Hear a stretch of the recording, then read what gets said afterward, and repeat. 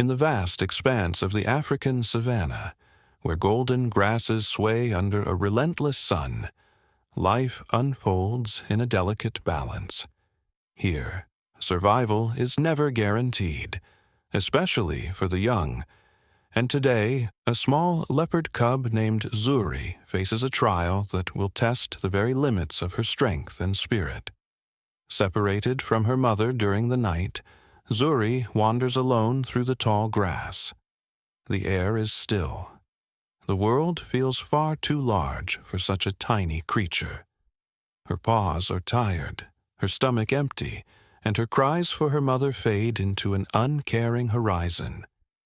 Every sound around her, every rustle, every snap of a twig feels like a threat. Alone, she is vulnerable. Without the sharp eyes, swift reflexes, and fierce protection of her mother, danger lurks with every step. But hunger is not the only enemy stalking her. Something else roams these plains today, something cunning, organized, and always hungry. A clan of hyenas notorious for their relentless persistence has caught the faint scent of the young cub. While Zuri struggles through the grass miles away, a seasoned conservationist named Sarah Walker begins her search. She has dedicated her life to protecting Africa's most fragile wildlife, and today she follows the faint trails of a missing leopard cub. She knows time is not on their side. Predators move with purpose, and nightfall will bring even greater threats. Sarah studies the earth beneath her boots. Tracks, small, delicate, and fresh. Zuri has passed through here recently, but mixed within them are other prints, heavier, deeper, unmistakable. Hyenas. The savanna's opportunists, always watching, always waiting. Sarah's pulse quickens. She knows the cub is in grave danger. Ahead, Zuri pauses by a shallow stream. Her reflection trembles in the rippling water. She drinks slowly, her movements sluggish, her strength fading. But just beyond the brush, shadows begin to shift. Hyenas drawn by instinct and hunger creep closer with calculated steps. Their eyes glint with anticipation. The moment the hyenas emerge from the tall grass, Zuri's ears shoot up. She senses the threat instantly. The air fills with their eerie, unsettling calls, a chorus of cackles and growls that chills even the bravest of animals. Zuri bolts, running through the grass as fast as her weakened body allows. But hyenas are relentless. They fan out, closing in with frightening precision. Every path Zuri takes is cut off. Her small body zigzags desperately, but she cannot outrun them. Her cries grow sharper, more frantic. And somewhere nearby, Sarah hears them. Sarah races toward the sound. She bursts through the brush to see the hyenas beginning to encircle the helpless cub. Her heart pounds as she realizes how outnumbered she is. She carries no weapon, only her voice, You will not her touch courage, this cub! and a fierce determination I swear not to I will let the cub protect him! die. She shouts, waving her arms, trying to appear larger and more threatening than she feels. For a moment, the hyenas hesitate, confused by the unexpected challenge, but hunger drives them. They creep forward again, testing the distance, testing her resolve. Sarah refuses to back down. She steps between the cub and the circling hyenas, knowing full well how dangerous this is. Her voice echoes across the plains as she shouts again, pushing the animals back with sheer intimidation. It is enough, just enough for the hyenas to reconsider. With frustrated growls, they eventually retreat into the shadows. But Sarah knows this victory is temporary.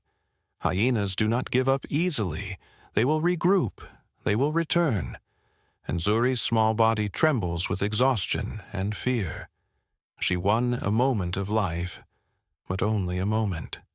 As the sky darkens, thunder rumbles across the plains.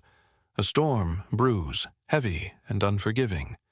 Wind lashes through the grass, carrying dust and debris through the air. Sarah must find shelter for herself and the cub before the rain sets in. The savanna is harsh under the sun, but under a storm, it becomes perilous. Rain begins to fall in violent sheets. Lightning streaks across the sky, illuminating the landscape in bursts of white. Sarah presses forward through the wind, shielding Zuri as best she can. At last, she spots an abandoned ranger cabin, a fragile refuge against the storm's fury. Inside, the air is cold but safe. Sarah gently tends to Zuri, cleaning her wounds, warming her shivering body. Outside, the thunder rolls endlessly, and the storm's roar drowns out the sounds of the wild. For the first time since being separated from her mother, Zuri rests without fear. But the savanna never sleeps.